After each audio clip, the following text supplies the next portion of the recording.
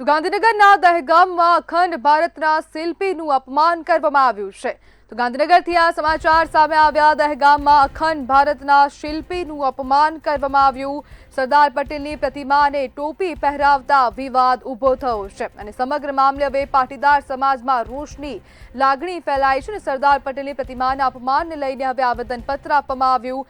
મામલતદાર અને પોલીસ ઇન્સ્પેક્ટરને લેખિતમાં આવેદનપત્ર આપવામાં આવ્યું છે। સરદાર પટેલની પ્રતિમાના અપમાનને લઈને અલ્ટિમેટમ પણ આપવામાં આવ્યું છે।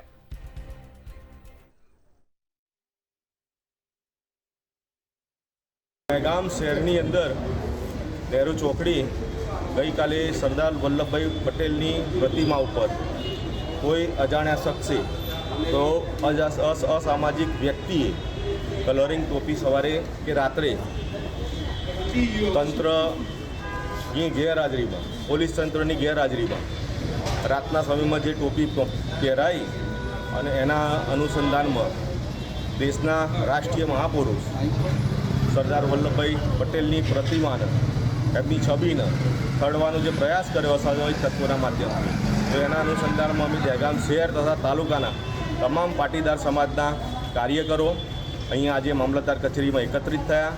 મામલતદાર સાહેબને અમે પાટીદાર સમાજ વતી, શહેર અને તાલુકા વતી આવેદનપત્ર પાઠવ્યું અને આવેદનપત્રની સાથે અમે માગણી કરી કે 24 કલાકની અંદર જે અજાણ્ય વ્યક્તિ હોય કે જે ગુનાહિત કરનાર વ્યક્તિ હોય એ 24 કલાકમાં એની ધરપકડ થાય અને તેના વિરુદ્ધમાં ફરિયાદ થાય, એવી પાટીદાર સમાજની સમગ્ર શહેર અને તાલુકાની માગણી।